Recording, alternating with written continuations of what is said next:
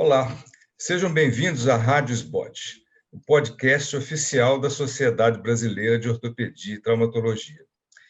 Hoje teremos mais um episódio do programa Doses de Atualização. E o nosso tema será artroplastia total do quadril. Quando, qual e por quê? Eu sou o Elmano Loures, de Juiz de Fora, sou membro da Comissão de Educação Continuada da SBQ, cirurgião do quadril dos hospitais Albert Sabin e Monte Sinai, aqui em Juiz de Fora. Sou mestre pela Universidade Federal de Juiz de Fora. Nós iremos conversar hoje com dois colegas, jovens e experientes ao mesmo tempo, o Dr. Juan Capriotti, do Paraná, que é chefe do Serviço de Cirurgia do Quadril e Joelho do Hospital Angelina Caron, chefe do Centro de Reconstrução Intraarticular, CRIAR, e o Serviço de Formação de Especialização em Cirurgia do Quadril e membro titular da SBOT SBQ. E também com o Dr. Hilton Barros, de Maceió, Alagoas, que é o vice-presidente da Regional Norte-Nordeste da SBQ, professor assistente da UNCISAL e responsável pelo Núcleo de Cirurgia do Quadril da Santa Casa de Maceió. Nós damos aos nossos convidados bem-vindos ao programa. Então, iniciando, a primeira questão que se coloca é quando se opera e por que se opera.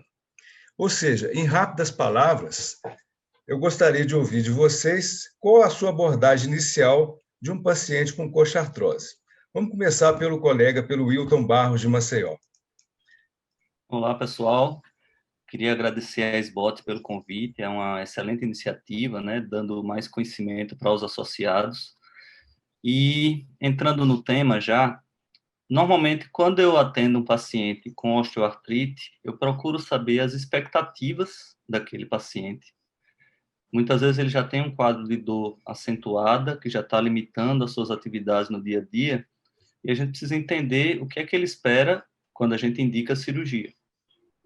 A gente precisa saber se ele já tentou outros métodos de tratamento antes da sugestão da artroplastia, se já foi feito medicamento, se já foi feita adaptação das suas atividades e as condições clínicas daquele paciente. Então, dentro desses três padrões aí, medicações e condições antes da cirurgia, a sua expectativa e a sua condição clínica é que a gente passa a indicar o procedimento de artroplastia do quadril. Juan, e a sua visão sobre esse momento, que é praticamente o primeiro contato do paciente com coxartrose com o seu cirurgião? Então, quando o paciente nos procura, é porque ele já tem a queixa principal associando uma limitação ou uma tentativa de tratamento prévia que já não deu certo. Normalmente é assim. Levo em consideração tudo que o Hilton comentou, mas eu principalmente levo em consideração a perda da qualidade de vida do paciente. A partir do momento em que ele não tenha condições de responder adequadamente a terapias alternativas, com uso de medicamentos, com, eventualmente, fisioterapia, uma reabilitação direcionada, e ele deixa, entre aspas, de ter qualidade de vida em virtude das limitações causadas pela coxartrose, é um momento correto de pensar em indicação da artroplastia. Então, o momento correto é esse. Eu comento essa situação da perda de qualidade de vida porque justamente independe de outros fatores que normalmente há muitos anos eram levados em conta, como, por exemplo, a idade do paciente, tipo da patologia, e a partir desse instante, quando ele vem, ele já vem disposto a ouvir e eventualmente, pode nos ajudar muito na indicação da artroplastia. Então, complementando só o que o Udo comentou, acrescenta a perda de qualidade de vida pela falência dos tratamentos anteriores.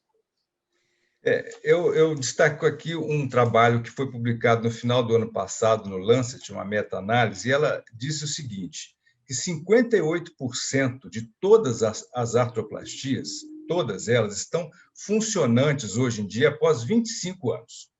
O registro australiano de artroplastia mostra que em torno de 94% dos implantes com materiais contemporâneos chegam aos 15 anos sem indicação de uma revisão. Eu queria saber dos senhores como vocês respondem àquela pergunta inevitável. Quanto tempo vai durar a minha prótese? Vou começar pelo Wilton. Eu sempre respondo que depende de um tripé de fatores, né? Depende do paciente, de como que ele vai cuidar da prótese dele, depende da técnica cirúrgica ter sido bem sucedida e depende também da qualidade do implante. Então, a gente conversa juntos e discute, ele vai ter que cuidar daquela prótese dele para que dure bastante, e a gente vai fazer o nosso melhor para oferecer a melhor técnica cirúrgica e o melhor implante para a condição dele, para o grau de atividade daquele paciente.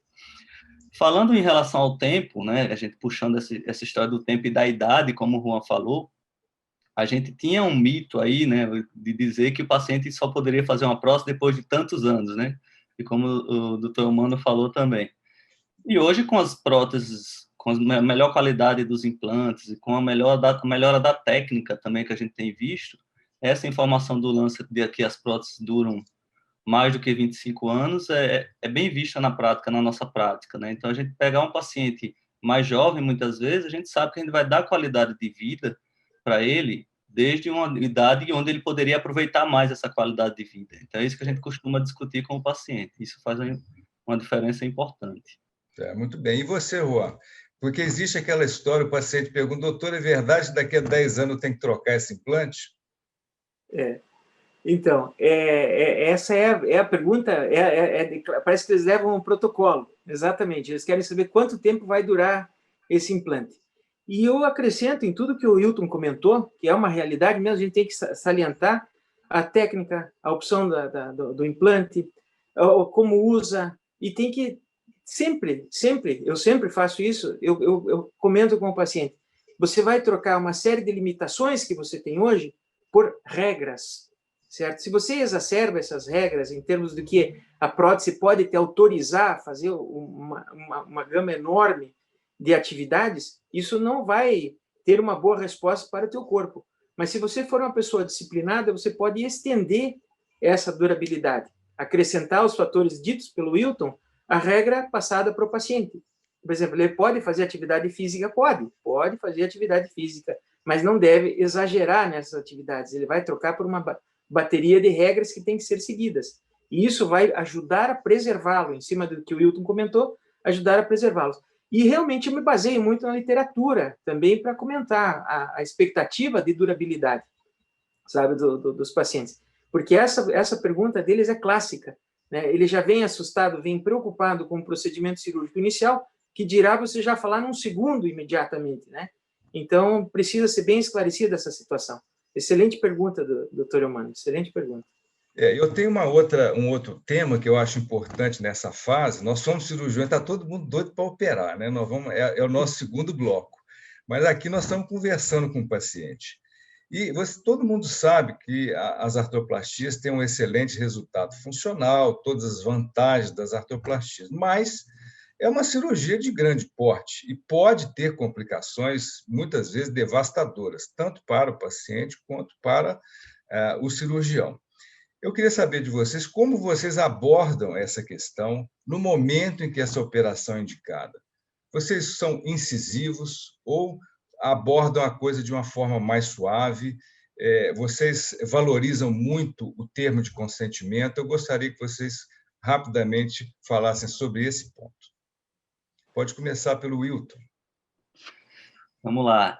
Esse é o momento delicado da consulta, né? Quando você já indica a cirurgia, mas você precisa falar o que é que ele vai enfrentar, né? Então, eu me baseio na literatura e na experiência pessoal, né? De complicações, claro, passo para o paciente de uma forma não tão incisiva, não tão assustadora, mas falando a realidade, de certa forma, dos riscos, né? Da cirurgia, as principais complicações, mas relatando que o índice de complicações é pequeno, conforme na literatura e conforme a nossa experiência, e eu tenho os dados do hospital onde trabalho. Então, a gente fala de índice de complicações de 2% a 3% dos casos, e quais são as principais complicações, e tentando colocar para ele, dentro das expectativas do paciente, o que é que pode ser frustrado caso haja uma complicação como essa. Então, a questão da discrepância de comprimento de membros, que é uma coisa muito esperada pelo paciente, que se equalize o comprimento, a gente fala da chance de não conseguir equalizar em algumas situações, a questão da infecção, que é uma tragédia para toda a cirurgia, e na artroplastia muito mais. Então, a gente sempre fala de todos os riscos, mas colocando ali na mesa que o percentual é pequeno, e eu até brinco, às vezes, que qualquer coisa que a gente vai fazer na vida existe um risco agregado. Então, se eu quero atravessar a rua, tem um risco ao atravessar a rua. Então, talvez pular de paraquedas seja um pouco mais. Então, a gente vai avaliar dentro do risco que ele quer correr e a necessidade que a gente precisa fazer o procedimento. E você, Juan, como é que você vê essa questão? Como é que você aborda? Eu ilustro bem, sabe, doutora Mano? Eu acho que esse ponto que você está indicando para o paciente, ele está à tua mercê, sabe? Ele está submisso, ele está necessitando de uma informação precisa sua. Não adianta só a gente salientar dizendo que a artroplastia total do quadril é a cirurgia do século, é considerada a cirurgia do século pelos bons resultados que tem. Mas tem que salientar, inclusive, a gente tem sempre, eu sigo um protocolo de ilustrar, e o meu complemento é o termo de consentimento, sabe? Eu explico tudo, praticamente, como se fosse uma consulta, os índices de complicações, quais são as reais complicações. Muitas vezes eu individualizo baseado no exame físico que eu obtive do paciente, mas eu sempre saliento isso com ele, sabe? Eu explico, porque essa estatística, que pode ser de 3% numa meta-análise, em torno de 2 a 3% numa meta-análise, ela pode se transformar em 100% no paciente, sabe? Então, eu saliento isso. Riscos de complicações independem da gente. A gente tem que fazer o possível para diminuir. E eu entrego praticamente a todos os pacientes com um tempo, um período de antecedência ao meu termo de consentimento, do qual ele tem todas as ilustrações do que eu já comentei com ele. Eu acho importante esse momento, sabe? Como o Ailton comentou, é a hora que a gente tem que falar para o paciente, olha, pode ter discrepância e a discrepância pode persistir, certo? E em que situações a gente pode permitir que essa discrepância exista, certo? Então, porque ninguém quer que tenha, mas às vezes por causa de uma instabilidade, por outro motivo transoperatório, ela precisa persistir. Então, a gente tem que ter muito cuidado nessa hora. Eu explico, ilustro, eu sou bem contundente nesse momento, porque senão o paciente pode dizer, mas doutor, o senhor estava com um sorriso no rosto. Assim, mas eu estou te explicando que não é somente o bom resultado, não é a cirurgia do século. Existem algumas situações que podem acompanhar isso que a gente não quer que aconteçam, né? Então, eu concordo plenamente que tem que explicar para o paciente. Eu, da minha parte, eu sou muito contundente. A maioria, o meu termo de consentimento, por exemplo, o paciente tem que ter coragem para assinar. Mas, muito bem, vamos passar para a segunda parte. Nós vamos falar agora sobre qual artroplastia vocês preferem e por que vocês preferem esse determinado técnica ou esse determinado material.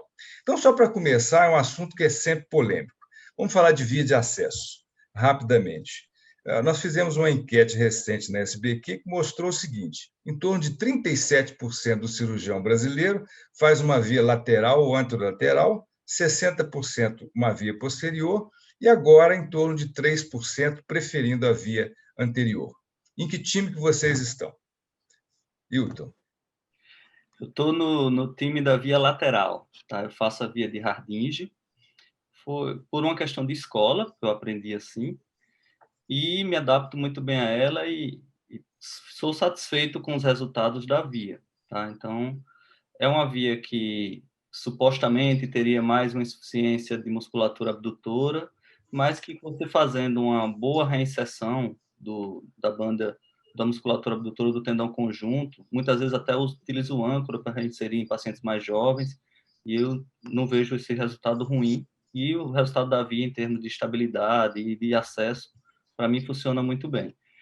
Existem situações, claro, onde eu preciso mudar a via, por exemplo, um paciente com uma fratura de acetábulo, que eu preciso abordar posterior para poder fixar a fratura e fazer a via.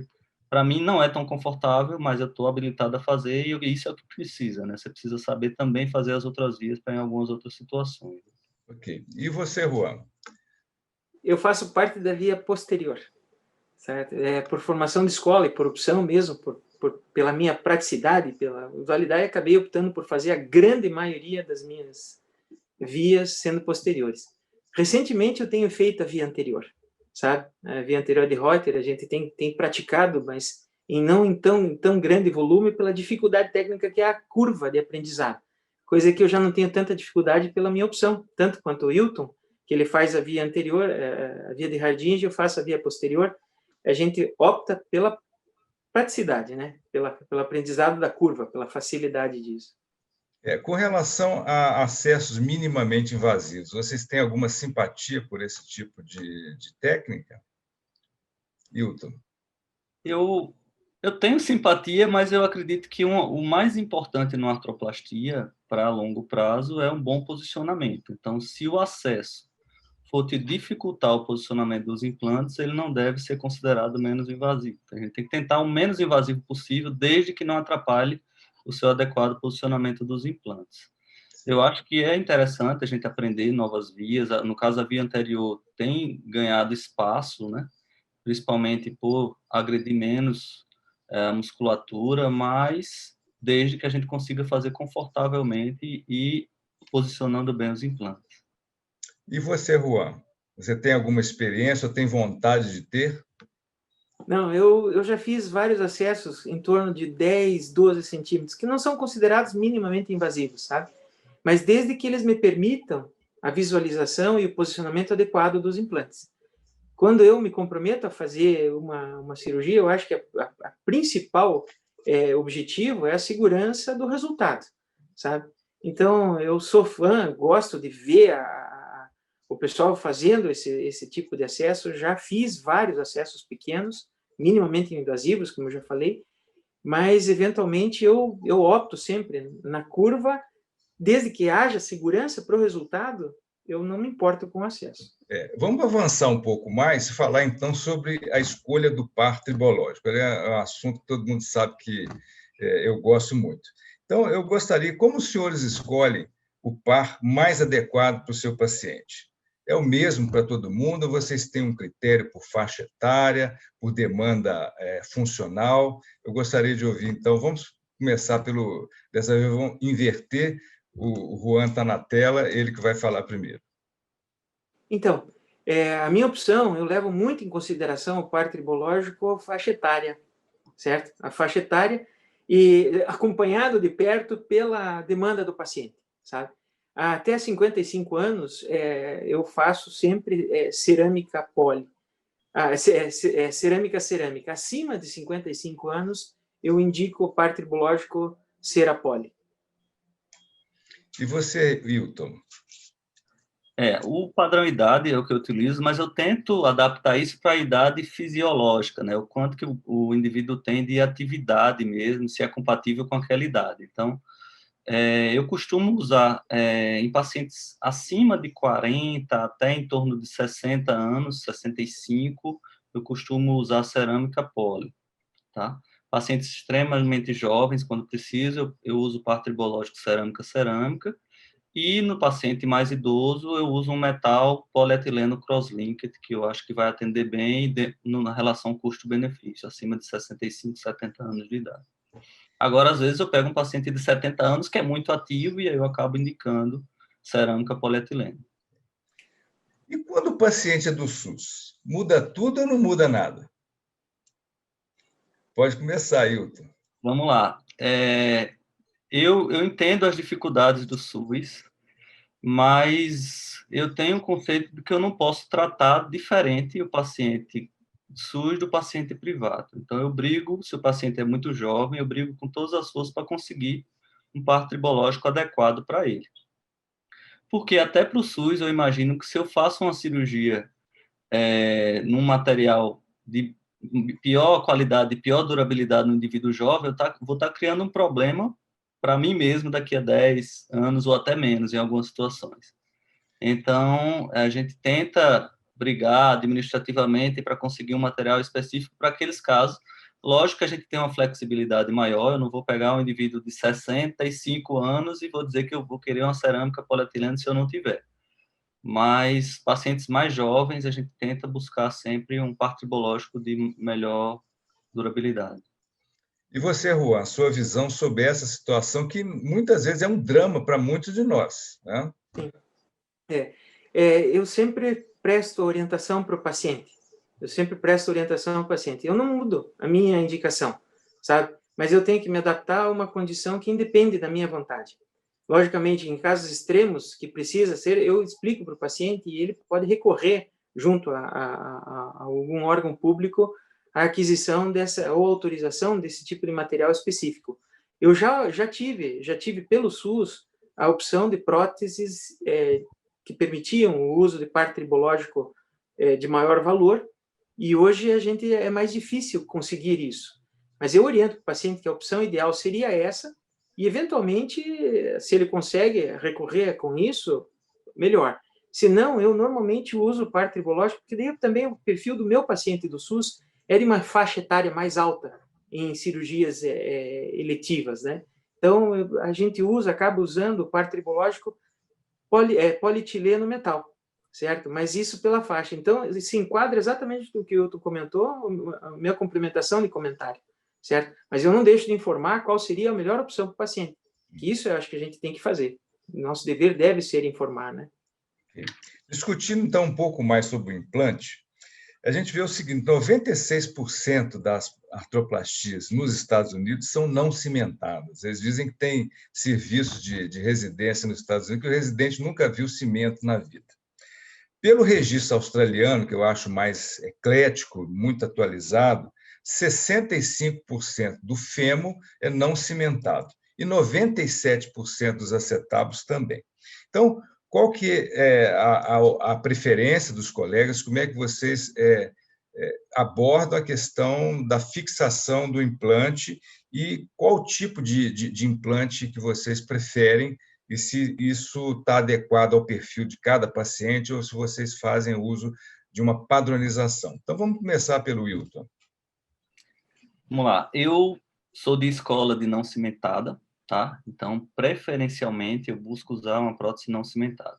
Para o acetábulo, vai próximo aí do registro australiano, né, de 90%, quase 100%. A gente deixa de backup uma prótese cimentada para aqueles casos de uma qualidade óssea muito ruim, onde eu posso ter problemas na fixação, principalmente quando eu uso próteses para o paciente do SUS, que às vezes você não tem uma prótese de melhor qualidade em algumas situações, paciente mais idoso. Em relação ao fêmur, eu procuro fazer próteses não cimentadas também. Dependendo do formato do canal, a gente pode escolher um desenho de prótese mais para cilíndrica ou mais para taper, né? Com formato taper. Mas aí no SUS vai fazer uma certa diferença, porque a qualidade dos desenhos, às vezes, de próteses não é adequada. Então, em alguns pacientes, eu acabo optando por prótese cimentada, porque eu sei que eu vou ter uma fixação mais adequada naquele tipo de prótese, entendeu? No paciente do SUS, principalmente. Mas a preferência sempre é para prótese não cimentada. E você, Juan? Então, na experiência que a gente está desenvolvendo, eu acompanho a experiência do Hilton. O acetábulo, normalmente, a quase 100% da totalidade, é viável fazer o não cimentado, que é o que a gente usa. Em situações especiais, a gente acaba utilizando o cimentado, mas não é o usual. Em contrapartida, no fêmur, de cara, a gente costuma avaliar a qualidade óssea. Não só levar em consideração o perfil do desenho, que é importantíssimo, mas principalmente a qualidade óssea. Se tem um índice de DOR adequado, a gente procede com a prótese total ou não cimentada. Se não tiver, eu normalmente levo em consideração a possibilidade da prótese híbrida, no caso não cimentada no acetábulo e cimentada na parte femoral. Então, essa é a condição que a gente vê. Leva em consideração, além do desenho, principalmente o índice de DOR, para a gente poder acompanhar uma estatística de segurança com relação à indicação da cimentada ou não. É uma pergunta bem direta agora. Quanto ao tamanho de cabeça, quanto maior, melhor? João. Sim, eu concordo com o que você acabou de falar. A cabeça maior, ela realmente tem uma associação direta com os resultados que diminuem estatisticamente o índice de luxação. Há 2 anos atrás, a gente apresentou um projeto de um trabalho em que comparava os diâmetros de cabeça 28, 32 e 36, e realmente a cabeça 36 ela tinha melhor resultado em relação à diminuição de redução dos dados de luxação, independente de ser prótese primária por coxoartrose ou prótese como sequela de fratura, que o índice de luxação é mais alto. Então, o diâmetro maior, na nossa experiência da cabeça, ele foi mais contundente, foi mais seguro. Você concorda, Ailton? Eu concordo em parte. Eu acho que a gente tem um limite aí, que eu acho que até uma cabeça 36 você tem uma boa estabilidade, diminuindo o índice de luxação e vê um adequado tamanho. Quando você parte para cabeças muito grandes, você aumenta a chance de impacto no ilho-pessoas e causar desconforto em algumas situações. Então, eu acho que o limite de 32, a média dos casos eu procuro usar 32, até pelo tamanho dos nossos pacientes também, né? Até 36, normalmente. A partir daí, você já começa a entrar numa zona de não ter tanta vantagem adicional em relação à estabilidade. Vamos passar para um outro tópico, que seria a dual mobility. É um tema recorrente. A gente tem visto alguns adeptos dessa técnica assim, fervorosos e outros também muito críticos, especialmente na indicação da dual mobility para casos primários. Então, eu queria ouvir de vocês se vocês gostam, se vocês usam, ou se vocês nunca usaram e se vocês pensam que nunca vão usar. Hilton. Vamos lá. Eu nunca usei, mas eu acho que ela tem boas indicações no tratamento da instabilidade. Eu não vejo necessidade do seu uso na prevenção da instabilidade, porque você fazendo um adequado posicionamento dos implantes e com a cabeça grande, você já consegue isso. Agora, em situações especiais, em pacientes com insuficiência muscular de glúteo médio, em pacientes que já tiveram luxações, em revisões, eu acho que ela tem uma excelente indicação. Okay. Compete com a prótese constrita, mas parece ter uma situação onde ela é mais confortável até o seu uso do que a constrita. E a sua visão sobre isso, Juan? Então, no nosso serviço a gente tem usado bastante a Dual Mobility. A gente tem essa disposição, tem à disposição mesmo pelo SUS, esse tipo de implante e a gente tem usado. Nos casos semelhantes ao que ele citou, o paciente que nitidamente tem insuficiência, paciente que tem umas limitações acentuadas e pacientes de mais idade com fratura, com sequela de fratura. Em pacientes mais jovens, que foi de onde veio a Dual Mobility, eu concordo com o Hilton. Tem que ter muito critério para poder fazer uma indicação que seja específica para isso. Mas, normalmente, a gente, quando usa, e a gente tem usado a Dual Mobility, são em casos por insuficiência, em casos de sequela de fratura, e, eventualmente, pacientes que têm luxação já recorrente nos casos de revisão. A gente usa, sim. Ok, nós estamos nos aproximando, então, do final do nosso tempo, infelizmente. Eu tenho um último tema que eu gostaria de ouvir dos dois, qual a conduta, qual está sendo a abordagem de vocês, que é com relação à profilaxia de TVP e TEP, que é um assunto que sempre gerou controvérsia, mas está tendo profundas mudanças na abordagem nos últimos anos. O último Current Concepts foi quase um consenso na mesa com relação ao uso de aspirina, abordagem multimodal, estratificação de risco. Então, eu gostaria de ouvir do Hilton, primeiramente, depois do Juan, como está sendo a sua conduta no dia a dia de um paciente de artroplastia total com relação a essa profilaxia. Tá. A primeira coisa mais importante que eu acho de tudo na profilaxia é você dar mobilidade precoce, né? Que a gente costuma liberar a carga sempre que possível no dia seguinte. Uso de profilaxia mecânica com meias, a gente tem usado a meia antitrombo. E na profilaxia química, eu ainda uso, né, a profilaxia com anticoagulante, com enoxaparina, por 35 dias após o pós-operatório. E Juan? Eu concordo com o Hilton. Também a minha indicação de mobilidade no pós-operatório é precoce, sabe? A gente permite o apoio e a mobilidade sob orientação bem intensa. A mecanoterapia é essencial para a prevenção da trombose. Eu uso, além das meias, a perneira por 24 horas, a perneira de perfusão intermitente. E, além disso, eu tenho dado alta para o paciente com aspirina. sabe? Eu fui pelo consenso mesmo, a gente tem usado o anticoagulante.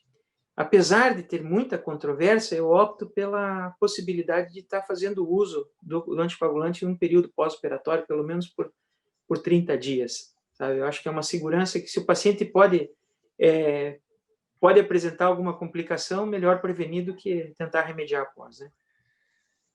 Muito bem. Então, nós temos muito a agradecer aos nossos dois convidados, Juan e Hilton, pela participação. Foi uma entrevista muito agradável. E para os nossos ouvintes, dizer que você acabou de ouvir mais um episódio da Rádio SBOT, que é o podcast oficial da Sociedade Brasileira de Ortopedia e Traumatologia. Todas as edições estão disponíveis no site www.sbot.org.br e também nas principais plataformas de streaming. Nos vemos no próximo episódio. Até lá!